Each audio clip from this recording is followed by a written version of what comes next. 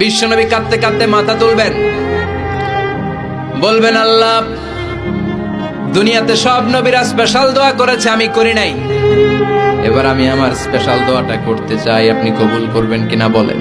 আল্লাহ বলবেন, নবী কি আপনার দোয়া বলেন?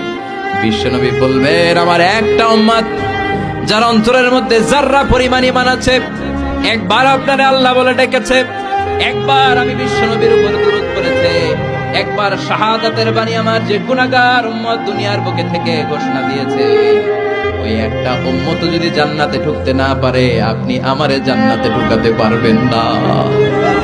আল্লাহ বলবেন, সাল তুতা, সাল সাল তুতা, ওয়াশফা তুশাফা, শাফাত করেন নবী করেন, যার জন্য দোয়া করবেন আমি কবুল করে নেব। দুনিয়াতে বিশ্বনবী কম কষ্ট সহ্য করে নাই। 3 বছর শিয়াবে আবি তালেবে জেল খেটেছে। কয় বছর? দুর্ভিক্ষের বছরগুলিতে বিশ্বনবীর পেটে দানা পানি ছিল না। কলিজার টুকরা হাসান হুসাইন কই মাছের মতো ছটফট করেছে, জামিনে ক্ষুধার জ্বালায় বেহুশ হয়েছিল। বিশ্বনবী যদি ওই স্পেশাল দোয়াটা করতেন, জান্নাত থেকে খাবারের বস্তা পাঠিয়ে দিত কে? ওই দোয়া করছিলেন? জেলখানায় আল্লাহরে বলছিলেন, আল্লাহ স্পেশাল দোয়া করলাম, জেল থেকে মুক্ত করে দেন, করছিলেন?